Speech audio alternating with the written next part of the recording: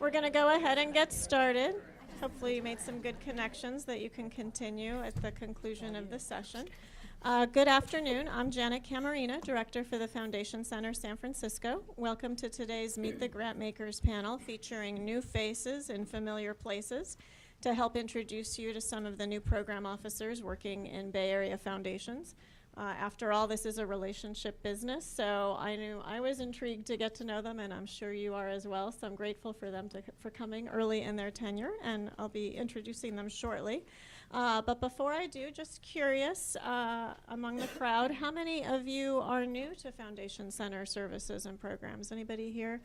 So we have some new faces and familiar places in the audience, too. That's great to see. For those of you not familiar, I just want to take a few moments to give you some background about the center, because this center and its services really are a gift from the foundation and corporate community to the San Francisco Bay Area, California, and the greater Western region. The Foundation Center's mission is to strengthen the social sector by advancing knowledge about philanthropy in the U.S. and around the world. And we accomplish that mission in a variety of ways. We have a free library upstairs that you can all take advantage of. No membership is required. It's open to the public Monday through Friday, and you can check it out right after the session by going up to suite number 606. There you'll find free internet access, including Wi-Fi, database access to help you target the right funders, because of course at sessions like this, we can only feature a handful of funders, but our database actually has over 100,000 grant makers and over 1 million recently awarded grants to help you identify prospective partners for your work. So again, visit us upstairs at the conclusion of the program, or check us out at foundationcenter.org to learn more. In addition to our database, the Foundation Directory Online that's up there, and different wealth databases to help you research individual donors, we also offer lots of programs like this to help educate you about both the fundraising process but also trends in the field. And next week we have a very exciting session coming up on September 30th from 9 to noon. We'll be hosting an informative hands-on training at the San Francisco Google office. Nonprofits will have the opportunity to learn more about using Google Analytics as well as Google AdWords. And then coming up next month is our popular October Funding for Arts Month here at the Foundation Center. It's one of 3 special focus months that we do each year to highlight trends and fundraising strategies in specific program areas. So take a look at our October calendar online to learn more. But I will tell you one sneak peek of what's coming up next month is that if you enjoy Meet the Grantmaker sessions like this one, we will have one coming up on October 29th featuring arts funding trends. So mark your calendar for that. And again, you can view the full calendar online at either foundationcenter.org or grantspace.org. Grantspace.org is the area of the Foundation Center's website that's designed specifically to support your grant-seeking needs. As far as logistics for this afternoon's program, you should have picked up a handout of the speaker biographies to get to know the speakers a little bit better. We'll also be taking questions after the initial panel discussion, so please hold your questions until I open up the audience Q&A period about halfway through the program. And I also want to mention that we are video recording the session. So during the audience Q&A, I will ask you to come up and step up to the podium so that your question is picked up by the microphone. And a tip, usually the questions are slow to get going because people are shy to come up to the microphone. And then once people get started, then there's a line and it might be hard to get your question in. So get your question in early, line up at the mic. Joining us this afternoon, we have Paula Ambrose, Program Officer for Education at the Kenneth Rainin Foundation, closest to me on the right. In the middle, we have Rebecca Handler, Program Officer for Pacific Foundation Services, and then Becky Roosevelt, Program Officer for the Lisa and Douglas Goldman Fund. Please help me in welcoming this afternoon's speakers.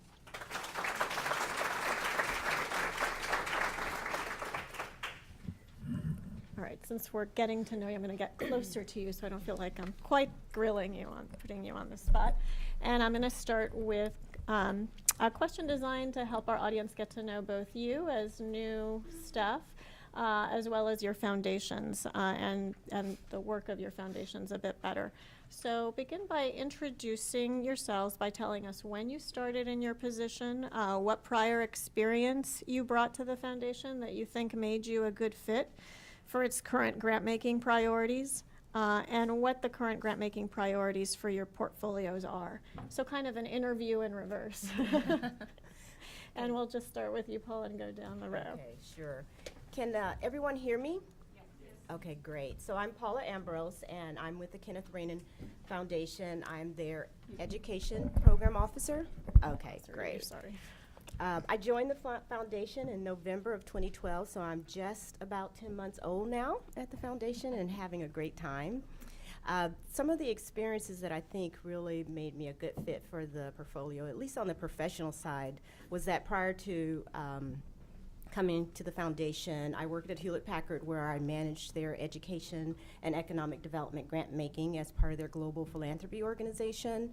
I also chaired a number of committees related to their youth development programs, and also served on some of the community action planning organizations and committees that were not only involved with the company but outside of the company.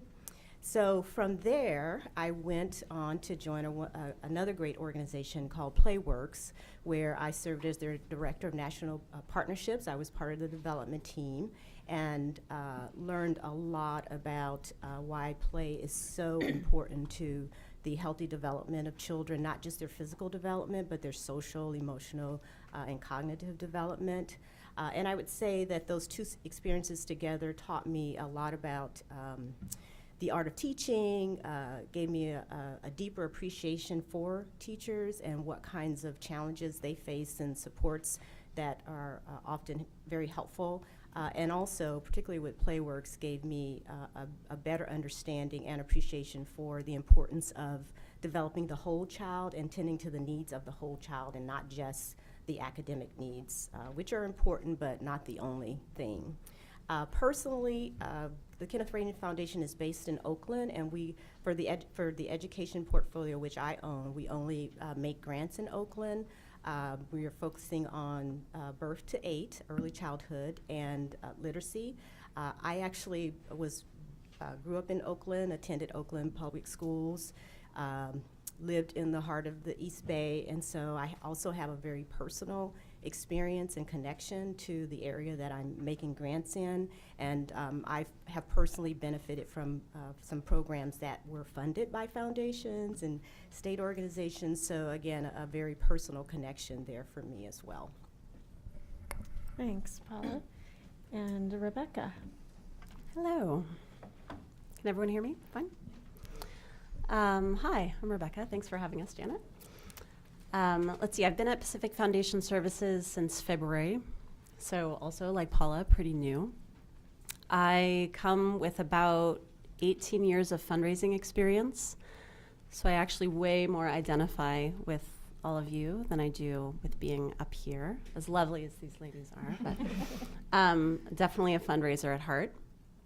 I've worked for several different nonprofits. Most recently, I worked for the Wikimedia Foundation, which is the nonprofit that owns and operates Wikipedia, which is a nonprofit project that I'm sure you've heard of. And then I sort of got into this funky nonprofit tech space and consulted with various sort of tech open source nonprofits, which is a really exciting space, I think. Creative Commons, which is down in Mountain View, Code for America, which is south of Market.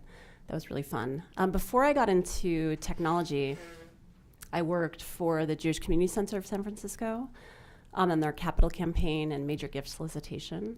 So most of my fundraising experience, I would say across the board, has been in major gift solicitation and various campaigns, annual capital. I've done some grant writing, but we'll talk about this more later, about how fundraising kind of affects my program officer viewpoint now. Why did I come to PFS? Let's see, I met Charlie Casey, who's the president of PFS, when I was pounding on every possible foundation door asking for money. Charlie basically ended up saying to me, I don't think any of our clients right now are going to fund an encyclopedia, but we've really enjoyed meeting you. And we had sort of a larger talk about philanthropy in general. And I realized that that was sort of the missing piece from what I have done in my experience. And the idea of being sort of on the other side and looking at nonprofits from this perspective seemed really interesting. So it was a long conversation, a couple years in the making. And then there was an opening, and I kind of interviewed and got the job, and here I am. So they wouldn't give you a grant, but they did hire you. Yeah, it was like good news and bad news. Yeah, we don't like what you're doing, but we like you. No. Well, but that's how it felt, because I know that that's how it It's feels. better than the reverse, right? I don't know. At the time, I was only thinking about money. So. And PFS is sort of a different, I don't know, are people familiar with PFS? Raise your hand if you have heard of PFS. Okay, so about half the room. Pacific Foundation Services does philanthropic services for about 18 now, I think, foundations, private foundations. So I am a program officer that represents 4 different foundations now. So in terms of grant making priorities, it really depends on which client I'm talking about. I work with, and I do have a list here so I don't forget anyone. I work with Gamble, and they do academic enrichment and environmental education. Stolzaf Foundation, which does early childhood education, arts programs. We just did a round of foster care programming, which is totally fascinating for me. And then Pathways to Work. Bothine Foundation, I'm sure a lot of you in this room have applied for or hopefully received Bothine grants. Bothine is really fun. They do capital grants only. So they have a pretty wide spectrum of guidelines, but in terms of what they fund is emergency capital projects. So that's really fun. And then I also have a new client that we just brought on, and we're just sort of trying to figure out what they're going to specialize in. So that's me in a nutshell. Thank you. Great, thanks, Rebecca. And Becky, tell us about you and the Lisa and Douglas Goldman Fund. She thought I was from the Irvine Foundation. Yeah, I was prepared. She didn't read my bio. My name is Becky Roosevelt. I'm with the Lisa and Douglas Goldman Fund, and have been, it was a year in July. And I came straight from the Richard and Rhoda Goldman Fund. I had a week off in between jobs, and which was an unbelievable opportunity for me. So the Richard and Rhoda Goldman Fund, I was there for 7 years, and they closed their doors last year. And 3 of myself included, 3 of us went over to the Lisa and Douglas Goldman Fund, which has been great. I am tasked with the reproductive health and rights program area, and also the health and recreation program area, specifically in the city of San Francisco. And it is incredible. I come from a background of sociology and human sexuality, so I feel like I'm able to just kind of get what's happening, but I also feel so blessed whenever I get to meet with grantees or when I get to just talk cold calls with organizations, because I can't believe that this is my job and I get to meet all of you, and that it's just kind of ridiculous what we get to do. Sorry, I feel like I'm missing a component. The current priorities for the portfolio? Sure, yeah. So it's kind of not a moving target, but we're always at each board meeting, we're like, so you interested in this? Especially for health and recreation for myself. So right now they seem to be very interested in obesity prevention and health education programs for youth, and then also access to recreation, especially for underserved communities. So, and then reproductive health and rights is pretty abortion access heavy, which the board really wanted to do that because a lot of foundations won't touch it, and they felt like they were really fulfilling a niche that otherwise would go unfilled. So if you look at our funding priorities, it's like access to abortion provider trainer, but which is great. And I thought when we first started that it was a little too narrowly focused, but you would be surprised at how many people come forward, which is great. So that is us.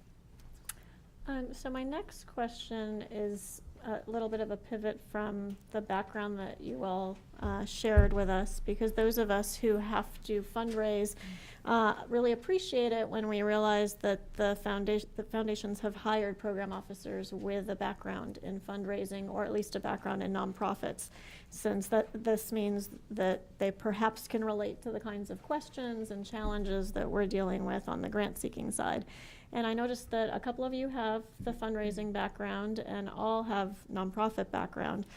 So can you talk a little bit about how that's helped you and whether that's informing your approach and how you handle the grants process? And Rebecca, I think you specifically mentioned that as part of your overview. So. Oh, yes. I mean, I've also done a fair amount of waitressing in my life, and I feel like I see restaurant service very differently because I was a waitress. I have, high standards, and I also have really high empathy quotient.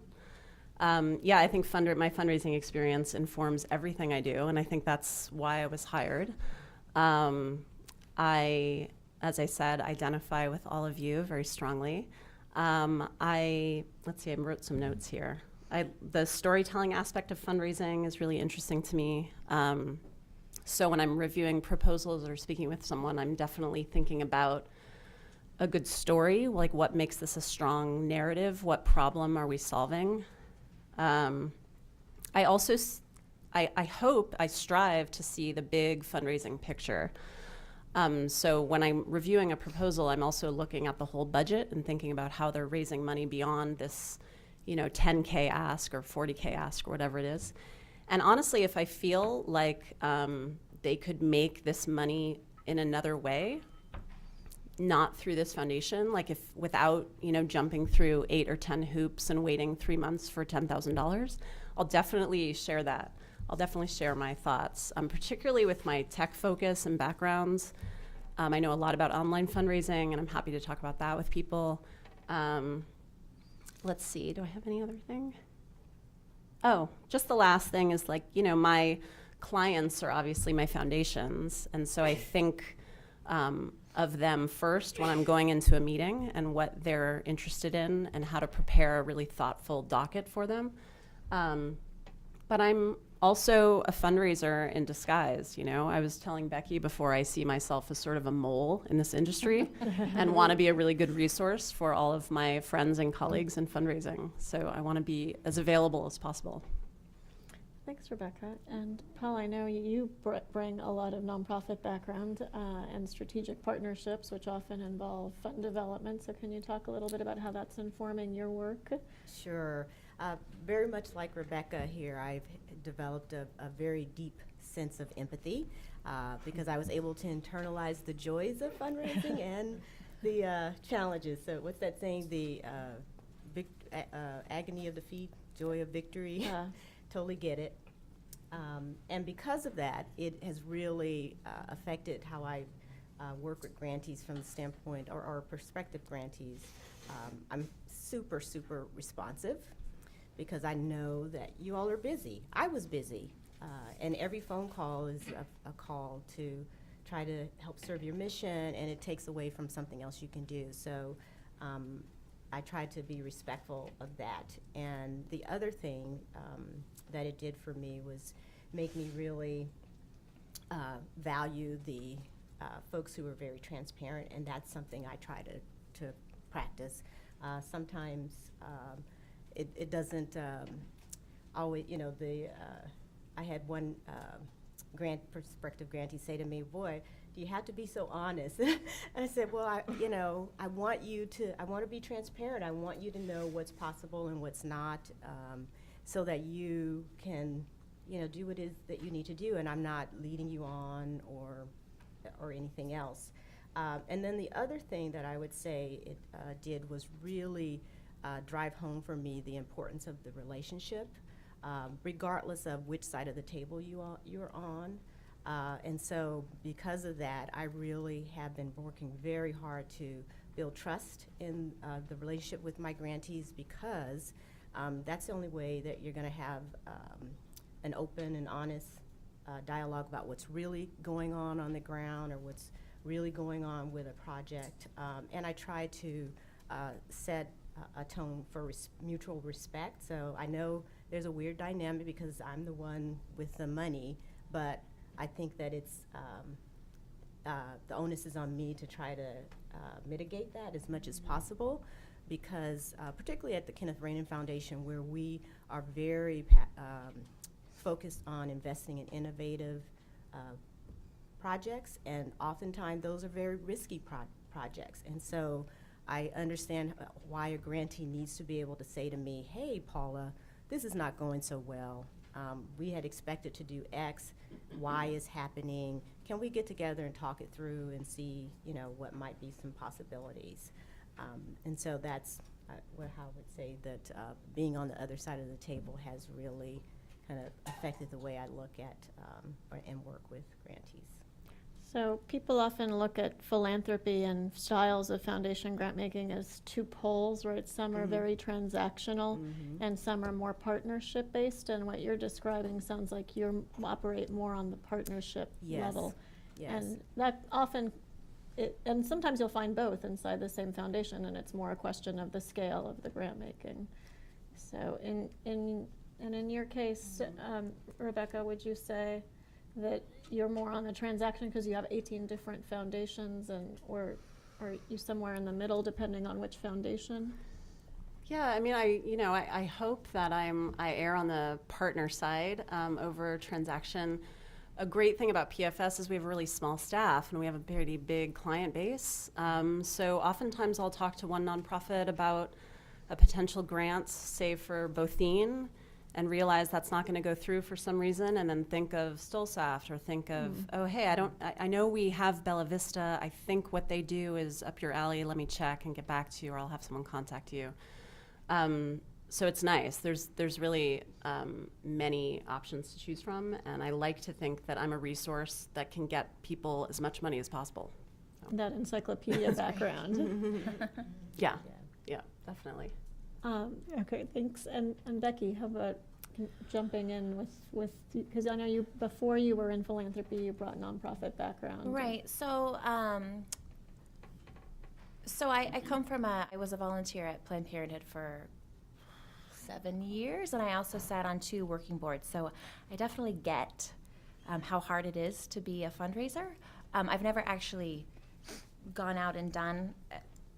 Empathy is seriously the word that I don't know if I could do it. It's such hard work. I was just telling Rebecca that sometimes I'll get emails from people who are applying at like 10 at night, and I respond like, go home, like please go home. I know it's so hard, and it's easy for me to say sitting on this end, but really just but one thing is I did a lot of advocacy work for Planned Parenthood around different propositions that were pending, and so now when I get proposals that talks about advocacy and mobilization, like I can actually picture myself out in the rain going door to door, and I know what that is like, and I think that definitely gives me a better sense of what's going on. It is a real thing. Mobilization isn't just like a term, and I think that a lot of people are like, well, how do you measure that?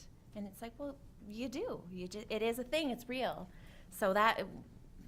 A lot of mine is, a lot of my role is educating our board about things that are important and terminology, and kind of telling the story to them. I think what resonated with me is like, what's this narrative that's really gonna sit well with our board? There's so many different organizations and there's so many different projects. It's how can I put something in front of the board that's really gonna be like, yes, this is great. And to answer the second question. We do a lot of work on the front end of gathering information and several calls, kind of annoying emails. I need this footnoted, I need this and this. But once the grant is made, we're not done, but we're very hands-off foundation, and we put a lot of trust in the organization. Like, you guys are the experts, I'm not. So we trust you to do the job that you're gonna do, and then we check back in throughout the grant period. But we're not, I hate to say we're not partners because, but we don't do a lot of, like, can you tell me what's going on? Can you tell me what's going on? Which is it's kind of nice to put so much trust in the organizations. And building on this last question, again, this is a relationship field. So when a new program officer comes on board, there's a lot of eagerness to meet with you and kind of figure out, are there other parts to the transition besides the person at the other end? So can you talk about how you want those who are new to the foundation to introduce their work to you? And then in the follow-up, I'll ask about meeting with existing grantees. And Becky, we'll start with you this time and come this way. So just to make sure I understand the question, how people would meet with a new program staff? Yes. Like how organizations so would kind of break into. Well, yeah, for those new to the foundation that are not existing grantees, how you want to be contacted and how they can build a relationship with you if they see an alignment with the work. And because even though a lot of this is outlined on your website, what we've learned is that when the program officer changes, often protocols change because each human is different It's in how true. they want to be connected. Some people respond to email right away Yeah. and they never check their voicemail. Yeah. So those kinds of things are really helpful to know. Yeah, What are your preferences? and even within our foundation, we all kind of respond in different ways. It depends on workload. It depends on where we are at with preparing for the next board meeting. But I'm open to meeting with new grantees. I'm open to meeting with existing grantees. I love doing site visits. I do. I love it. I'm like a development person's like greatest person to meet. Yeah, it's terrible. So yeah, I would say I'm open to if I have time to do it. Just call. Pick up the phone and call. If you think that your project might be a fit, but you're not sure, pick up the phone and call. We always take our calls. We always return phone calls. It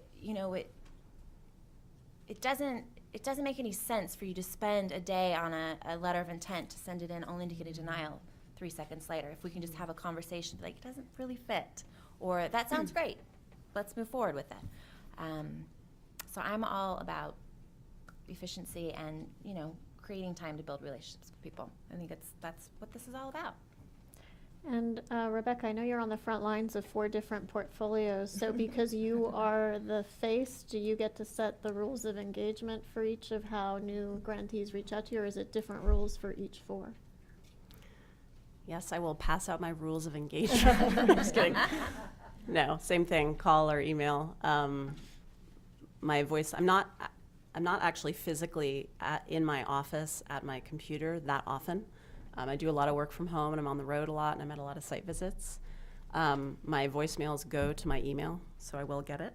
When I first started, I was having a lot of coffees with people, and anyone who would ask me for a coffee, I would jump and run and meet them. And one of my colleagues said, I know you want to be really available, but just be a little cautious about setting this standard. And I'm sort of at that breaking point where I'm like, I'm having like 3, I'm super wired. I'm like meeting everyone who wants to meet. So I'm trying to cut back a little bit. Like if I don't think there's necessarily a link for one of my clients, it's probably better if we just have a quick phone call about it, because I don't want to waste your time. Well, maybe a better way to yeah, call or email's fine. Well, maybe a better way to frame the question for you then, too, is for new grantees of the 4 foundations you manage, are there some that have more room in their portfolio for new grantees and some that are more closed to? So that's a great question. I have found, particularly with Stolsaft, which is a wonderful foundation with a big heart, and they fund a lot of organizations. They will often fund an organization 3 years in a row. You have to reapply, but we look at those first, and hopefully we'll be able to refund them.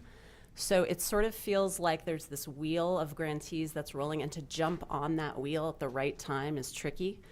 We only have a few open spots each round, and sometimes there's well over 100 proposals for one of those spots.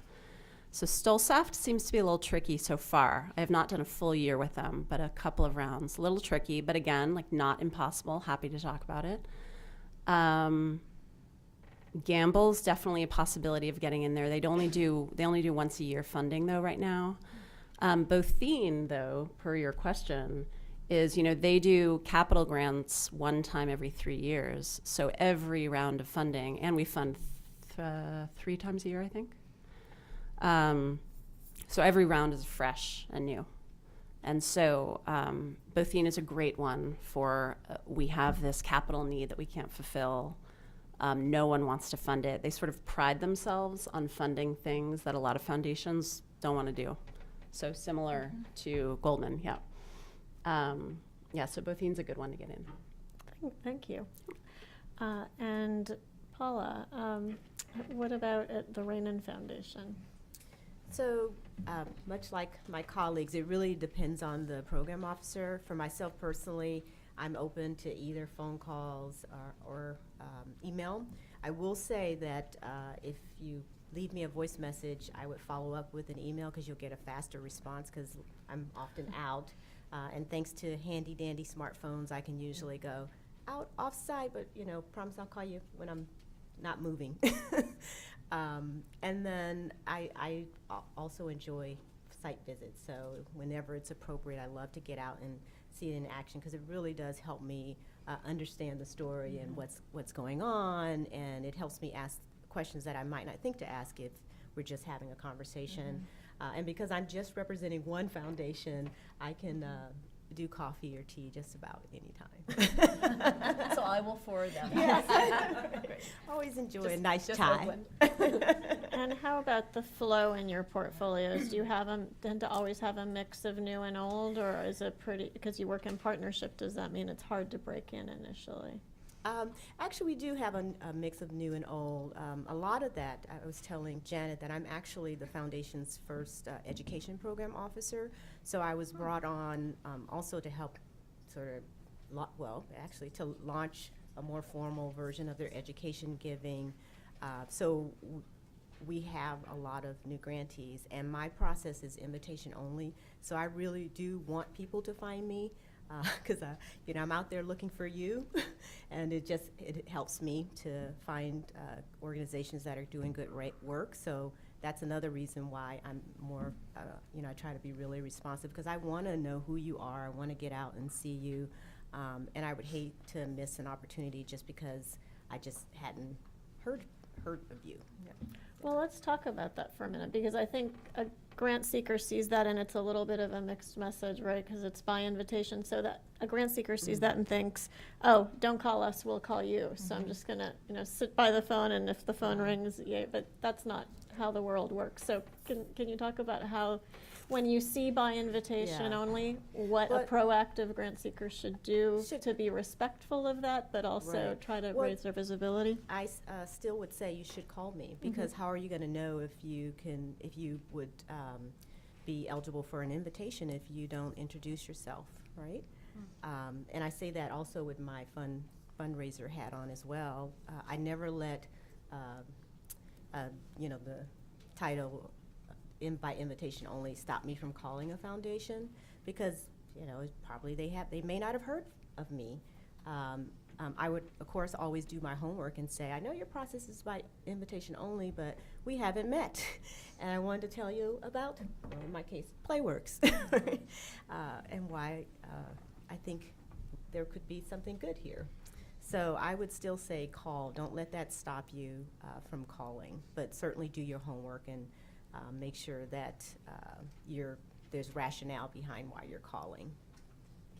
And Becky, I'm going to loop back to you to give you a chance to answer that part of the question about mix of old and new grantees and open, closed grant making. Sure. So I'm in a bit of a unique situation because our foundation, that's kind of my question, but grew significantly last year. And so I was brought on to really grow the reproductive health and rights program area. So all of my grants were new for the last year. I'm just now getting to the first cycle of reports coming in and looking at renewal requests. Health and recreation, they had been doing more in that, but again, they wanted me to really grow the program area. So, and same with my fellow program officers at the fund, they were tasked to kind of grow the program area too. But now we're in the we have a lot of renewals coming up, and so we want to leave room for new projects and new organizations, but we want to be mindful that we have these commitments to these organizations, and our board also likes to fund like 2 or 3 years if it makes sense to do so. And so it's really kind of finding this balance and making room for both, which can be tricky. And are they all open application processes? They are, except for the SF Bay Area institutions, which is mostly capital projects. Thanks. Yeah. And so now conversely, and some of you alluded to this, what about for existing grantees? Sometimes there's even more anxiety with existing grantees when there's a staffing transition, hence all the coffee you're being out for. So what, short of, constantly being out at coffee, what's the best way to acquaint a new program officer with the work of an existing grantee? Again, is it just pick up the phone and call, or some of you have alluded to, there's certain things that, certain times that make more sense to either do a site visit or where you do want to hear from a grantee. So can you talk a little bit about what logical sense for you when you would want to hear from a grantee or when you would want to go out and do a site visit? Yeah, I can take a stab at answering that. I mean, again, open phone, email policy for sure. We have pretty smooth transitions so far from what I've seen at PFS. We have very low turnover in staff, which is nice. And, we exchange information really well, I think. We have a good database now, which is new. So when I join a foundation and I'm reviewing their list of grantees, I often will reach out and introduce myself. But I'm trying to think of an example where we've sort of left someone hanging, and I hope we haven't, but I can't think of one right now. We're pretty good, I hope, and I hope that we would told if we're not, about communicating that. But yeah, I think reaching out and introducing yourself. I do get a lot of invitations to all of these amazing events that sound wonderful. In general, I don't go to them, but I thank everyone profusely for the invitations. I prefer to do something that's either a site visit, either see the program in action, which is really fun. And when I see something in action, I remember it forever. So that's really exciting. But I generally don't go to like a gala or anything like that. It's not appropriate. And are you more likely to do a site visit when you're considering a grant or once a grant has been made? Oh, always when considering. Yeah, same here. Yeah. I will always do a site visit with a grantee that we're considering. And actually, if I'm attending the site visit, there's a pretty good chance that hopefully funding, well, I shouldn't say that. We're on the spectrum. We're closer to getting you money than getting you not money. So, yeah, it's exciting to get to go to one. Okay, and Paula? Ditto for a lot of what Rebecca said. I will say that I have had the experience where a transition that was known, and so the program officer was great and introduced me to the new program officer. So I had I guess you would call it a warm or hot introduction there. In cases where I didn't, I would pick up the phone, introduce myself, and talk about my connection to the foundation and what we had done, and say I would love to meet with them as well. So a lot of similarity in that sense. Again, site visits are great. I know when I joined, the few education grants we had made, I immediately initiated meetings with those folks because I wanted to get out and see them. Clearly they had been seen as worthwhile, so I made it a priority to introduce myself. And some of them got to me before I was able to actually get to them, but the majority of them I was able to reach out to and just be more proactive about that. And Becky, I guess you kind of answered it already because it sounds like all of your grantees were new, Right. and so that they came on when you came on. Yeah, pretty and much. once someone starts working at the Goldman Fund, we never leave. So hasn't been a lot of transition. And what about the site visit? Do you also do that? As we're reviewing the grant. Because so when we sit in the board meetings, I like to be able to paint a picture for the board. They're not able to go out and do things. And so that, like you said, once I see it, I'll remember it forever. Right. So I think it's important. And I would add to what Becky said about the importance of the site visits, because it actually helps me to become a better advocate for you. So if I'm coming to see you, obviously there's some interest, and I think there might be a fit. If there wasn't, I would say, you know, I'm sure you're doing a great program, but I don't think it's a fit, so I'm not going to come for a site visit. So as much as you can arm us with your story and why it's important and, you know, what makes you unique or, you know, anything like that, it really just helps us as we are going into the board meetings to be a better advocate for you. Can I just add one thing? Oh, please. Just on like the storytelling aspect and the narrative. A couple of points. First of all, I think you are actually sort of in fundraising because you're like in sales. So some people don't realize, I mean, when we go into a board meeting, we're kind of in that mode. I mean, I feel a very similar sort of adrenaline rush happening a little bit. And I do feel like it's my responsibility to sell or advocate for a program as best as I can. The other thing I was going to say is that one thing I learned in fundraising that I'm sure all of you know is there's sort of two ways of telling a story. You know, one, I feel this way, like one is by telling the story of an individual who's benefited from the program. So naming that person, walking them through sort of the steps. The other way of telling a story about an organization is with big data, big impact. And so when I go to a site visit or when I talk to someone about the work they're doing, and I will tell them this, like I kind of like to hear one of each of those stories. So I would like to hear the story of someone who I will remember if I can actually meet that person, if it's appropriate in any way to meet that person, great. And then I also want to hear sort of more macro stuff about big impact and data in general. So That's helpful. And I think because we're focusing on you in a way as people who are new to your foundation, sometimes a new program officer will bring a fresh perspective to the work that leads to new directions or approaches. Or sometimes the foundation specifically has selected you as a new staff person to address new strategies. So can you give us any insights into new directions for your portfolios or perhaps trends in the field or externally that are leading to changes in how you approach the work? And Becky, we'll start with you because I know there's some new portfolios that you mentioned. Right. So, so I was tasked with growing the health and recreation, and within health, I have a background in comp sex ed access, and so I kind of introduced that to the board, and they liked it.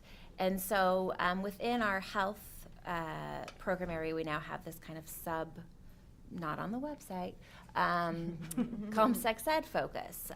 So something I would say too is always call or email, because websites can get stagnant.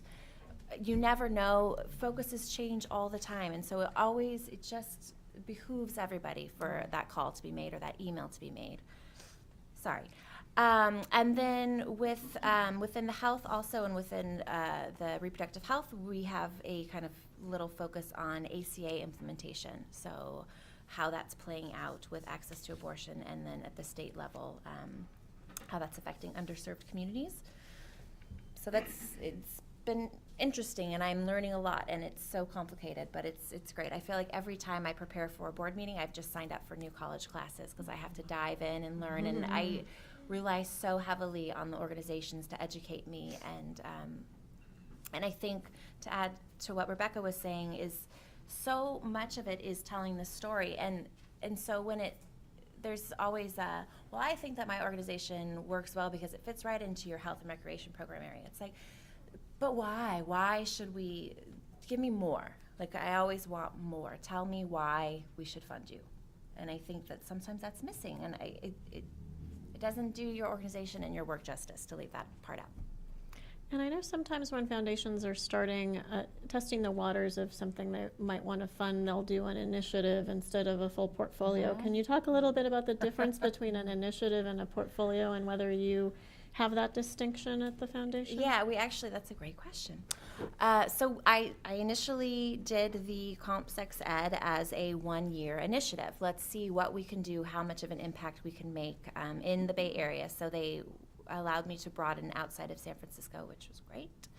And so now it has morphed into the program area. So I think for our foundation, which is the only foundation I can speak to, if the initiative makes sense to fold in and become part of the program area, great. If it doesn't, it's considered kind of a special project and moving on. We did, let's see, I'm moving forward with a Mobilizing Millennials initiative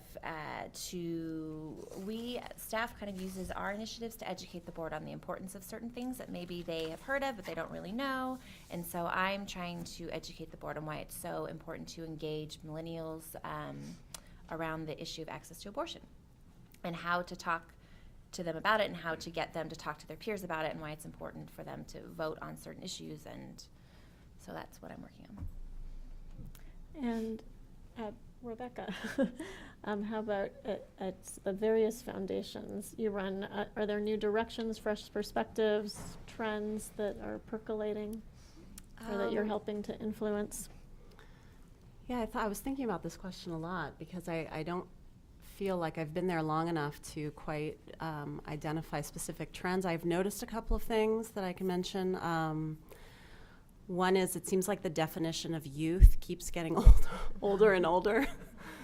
So foundations that are serving youth, a couple of them now sort of go up to 23, 24 years old. And having been a 23-year-old who lived at home for a little while, I really appreciate that.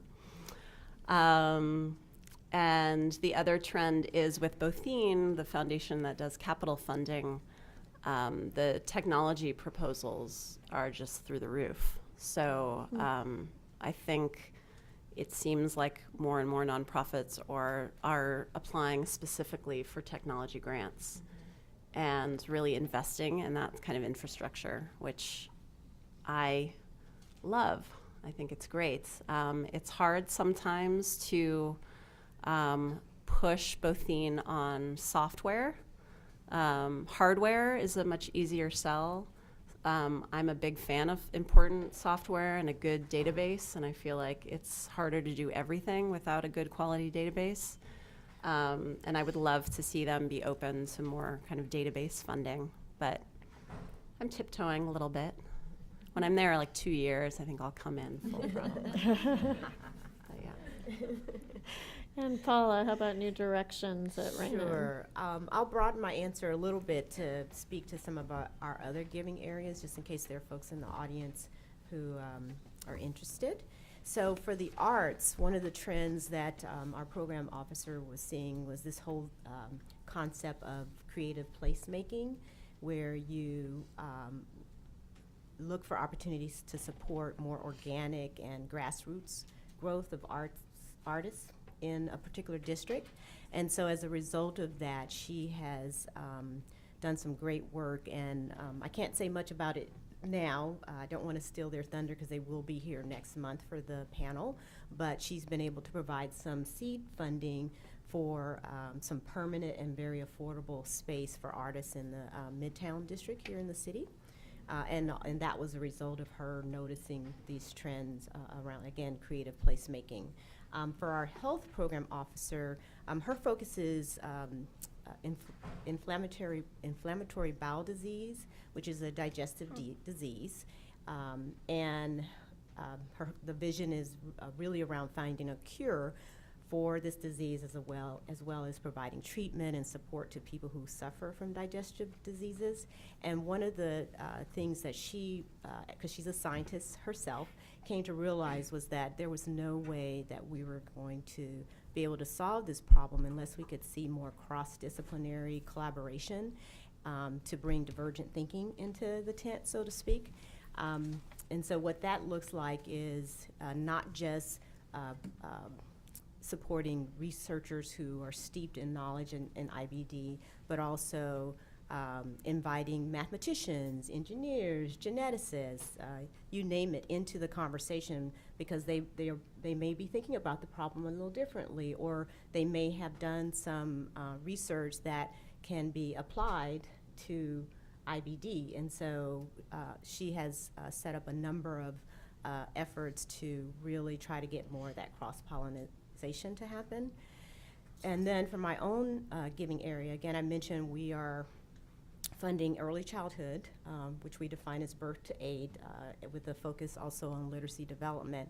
And the trends there have been around the growing awareness and body of evidence around the importance of supporting early childhood development.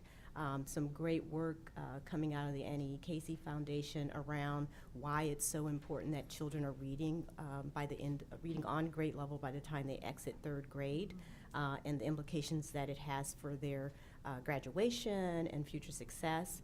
Also, they've done some studies that sort of fold that reporting in and look at the impact of poverty on reading by grade level. So it's called double jeopardy. So again, some great work there. And then also some great work coming out of Harvard's Developing Child Center around brain development and why experiences, interactions, and why they're so important to the developing brain, but also the impact of toxic stress on a developing child's brain and what that means for those early years, and sort of the protective factors and supports that we need to help people have in place.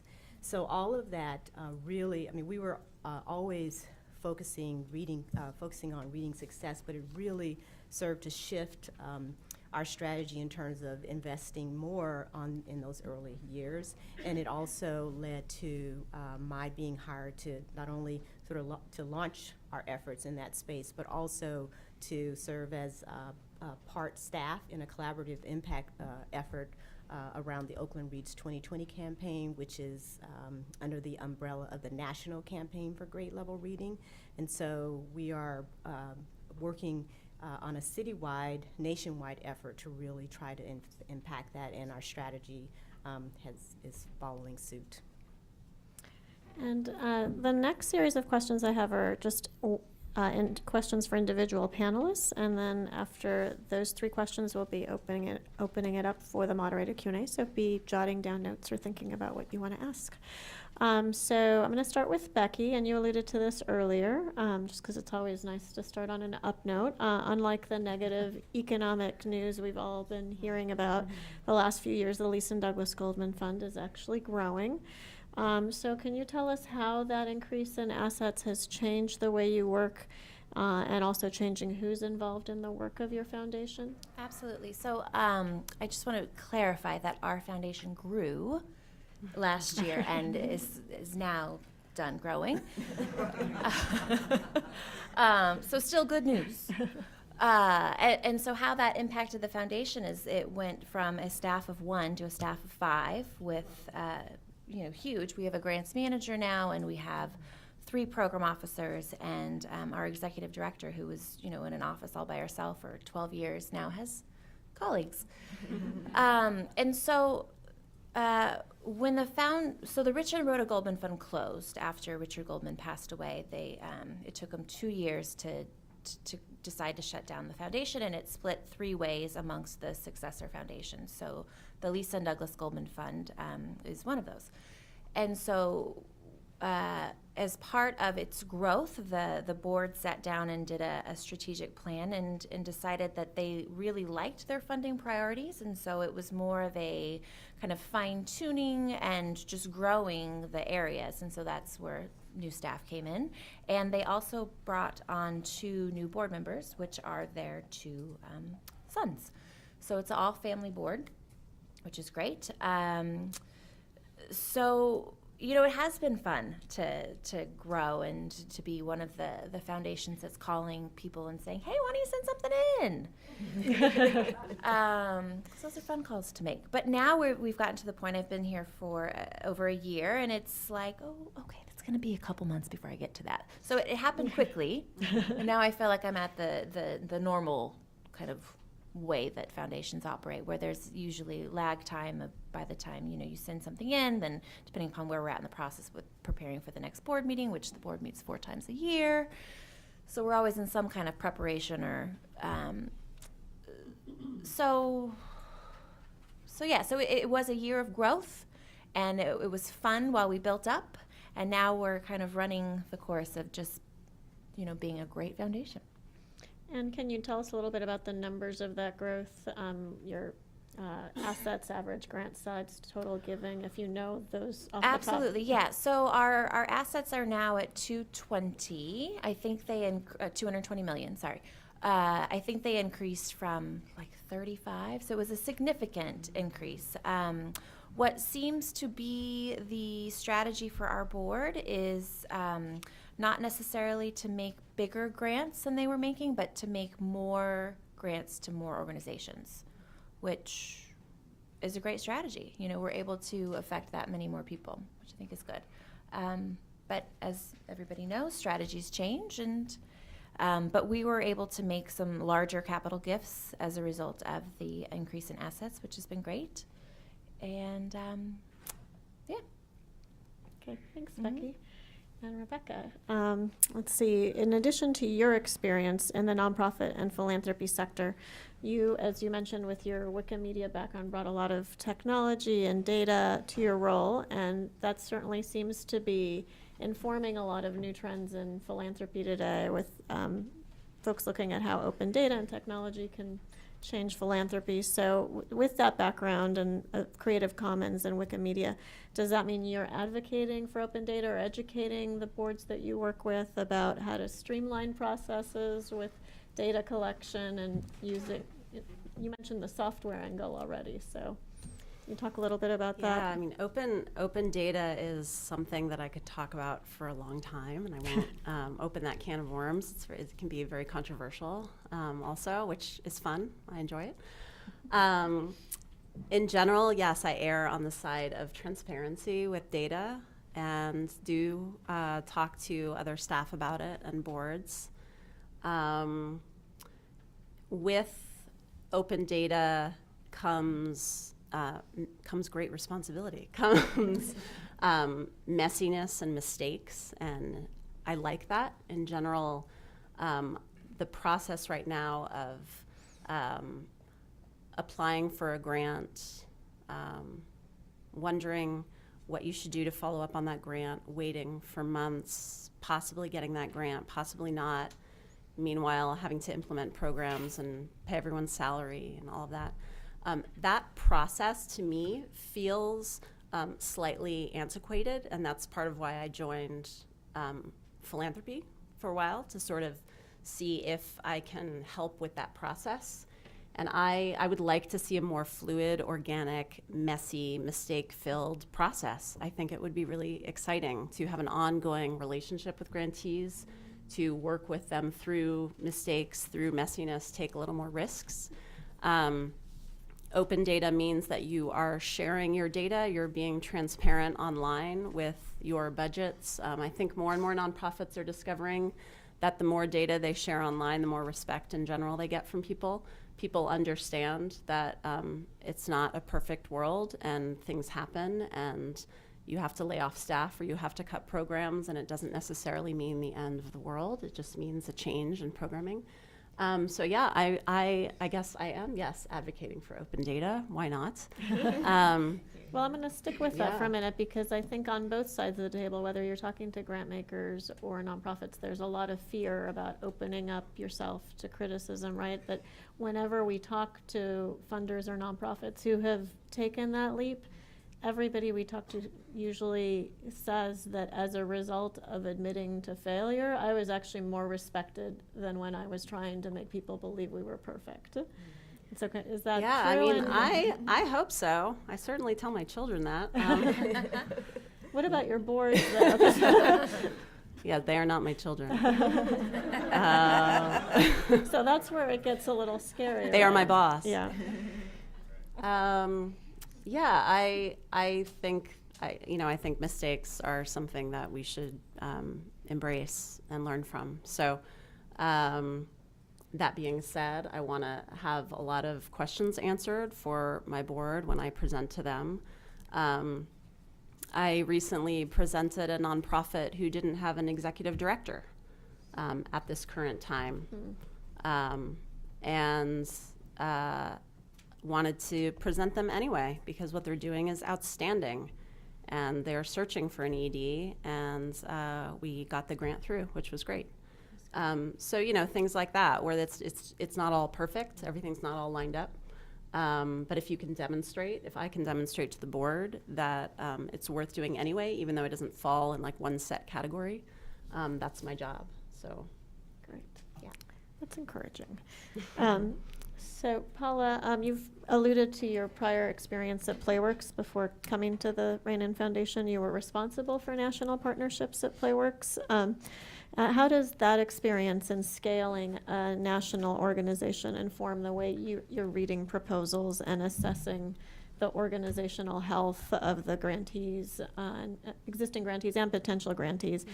Do you find yourself asking a lot of the tough questions you were asked when you were in those meetings about financial health and growth strategies? Are there any other ways in which that experience of scaling a national mm-hmm. organization affects the lens through which you now look at grantees? Yeah. So first of all, let me just say I'm so grateful for that experience.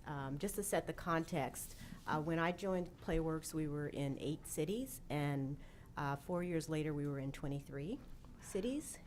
So you were busy. Yes. So super growth, super fast. Learned so much, and yes, it did affect me in terms of how I look at organizations who come to me and say, hey, we'd like to bring X program or service to Oakland. What do you think? What I have learned is that the financials actually end up just being the table stakes. I mean, you certainly do your due diligence around the financials, but you kind of expect that the financials will be strong. And what I saw to be the really critical factors were more related to organizational readiness. So the strength of your business model, your leadership, your staff, what's your track record with replication, or is this your first stab at expanding to a new area? Do you have the processes and systems in place to ensure that your program quality remains consistent? Think about McDonald's. You want your Big Mac to be a Big Mac even if you're in New York, right? That's probably not the best example, but you get the picture. Starbucks is used. Yeah, or Starbucks. I'll go more California. What about your Starbucks or your latte? So that's one thing. Also, if you're part of a national organization, I want to understand what's the relationship between the national and the chapter, because it's a big deal. Are they providing some funding for you? Are you just like a franchise where they kind of give you the collateral and say, good luck with that? Or is there a stronger connection? Or are you all under one 501c3, for example, right? Because that tells a different story than if you are more like a franchise. The other thing I want to know is if you have an anchor funder, because if you do, I probably want to talk to that funder to find out, why this organization. Particularly because that's the organization that is investing a lot in you, and I want to see what they see. And then the other thing, which was it may not apply to all nonprofits, but particularly so for Playworks, was the community and stakeholder buy-in. Mm-hmm. So it wasn't just enough that the school district wanted us there or that the teachers wanted us there. We had to have the buy-in of the other folks in the community, whether it was the city or the superintendent or the, whoever. I mean, you'd be surprised at who may surface as a critical stakeholder. Sometimes it was the hospitals, right? And you might go, what, the hospitals?